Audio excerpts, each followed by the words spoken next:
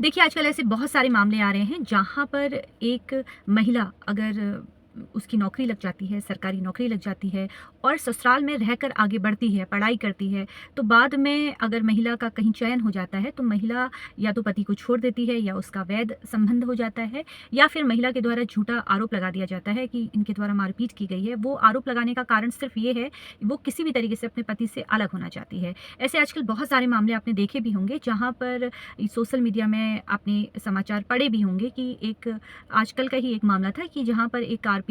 की पत्नी जो लेखपाल बन गई थी।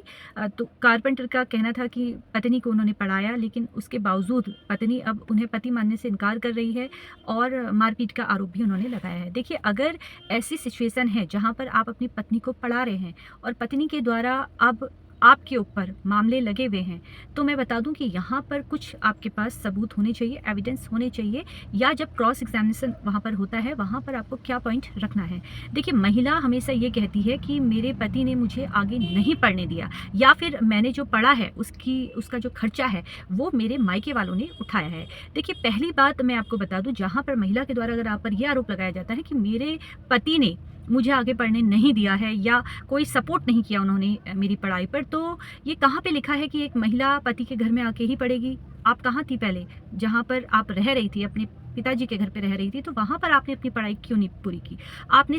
विवाह के बाद तुरंत पढ़ाई का दबाव अपने पति पे डाला, है ना? तो जहाँ पर महिला इस तरह से झूठा आरोप पति पे लगा देती है, जहाँ पर वो अपने सपने पूरा करने के लिए पति का सहारा लेती है और सपने जब उसके पूरे हो जाते हैं, उसके बाद पति पर सीधे आरोप लगा देती है। अगर इस तरह से आरोप लगाते हैं, तो वहाँ पर आपको यही पॉइंट रखना है कि देखिए, मैंने इनकी हमेशा मदद की, उनके सपने पूरा करने में मैंने इनका साथ दिया, लेकिन अब ये झूठा आरोप लगा रही हैं। आपके द्वारा जो भी उनका खर्चा आपने उठाया है, उनकी फीस जो आपने उठाई है, उसकी रसीद आपके द्वारा न्यायालय में प्रस्तुत आपको करनी होगी। आजकल ऑनलाइन माध्यम से फीस पे होती है। अगर आपकी वाइफ पढ़ रही है, आगे अभी कॉलेज हो कर रही हैं या कहीं पर उनका चयन हुआ है, तो वहाँ पर जो खर्चा आपके द्वारा किया गया है, ये सारी चीज़ें आपको एविडेंस के तौर पर हमेशा अपने पास तैयार रखनी है, क्योंकि अगर इस तरह से आरोप आपको लगता है आपकी पत्नी लगा सकती है, तो यही सारे सबूत आपका बचाव कर सकते हैं। ये बात आजकल काफ़ी लोगों के साथ हो रही है, ऐसी घटनाएं घटित हो रही हैं, तो ध्यान रखिए कि अगर पत्नी इस तरह से आरोप लगाए,